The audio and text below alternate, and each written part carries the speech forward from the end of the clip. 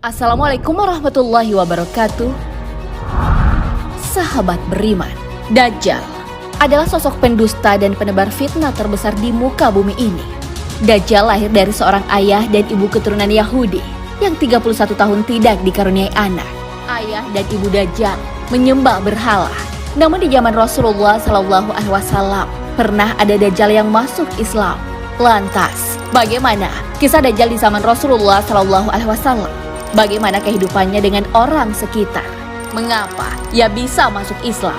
Tonton video ini hingga akhir agar tidak sesat. Bagaimana kehidupan Dajjal di zaman Rasulullah?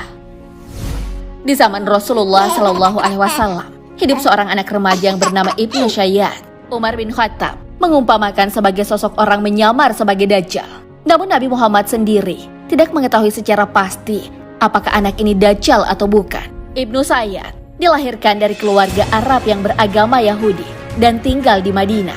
Tatkala Rasulullah SAW datang ke Madinah, Ibnu Sayyad masih kanak-kanak. Ketika masih bayi, Ibnu Sayyad tergolong cukup aneh. Ibunya mengandung Ibnu Sayyad selama 12 bulan. Keanehan-keanehan inilah yang kemudian menjadi sebab tersebar berita di penjuru Madinah bahwa dialah Al-Masih Ad-Dajjal.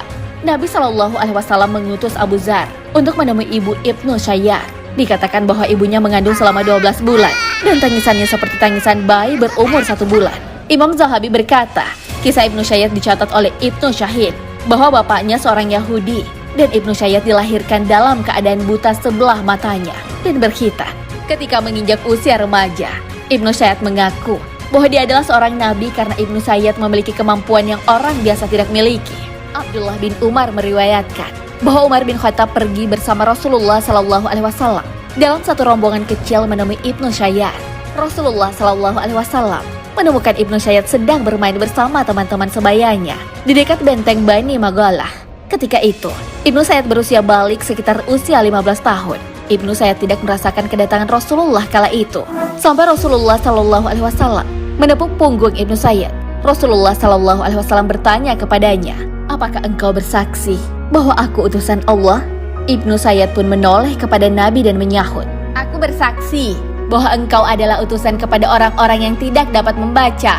Ibnu Sayyad lalu balik bertanya, "Apakah engkau bersaksi bahwa aku adalah utusan Allah?" Rasulullah SAW tak mau mengakui dan menjawab, "Aku beriman kepada Allah dan para Rasulnya." Rasulullah SAW lantas bertanya kembali kepadanya, "Apa yang engkau lihat?"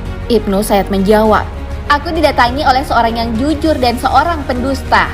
Rasulullah SAW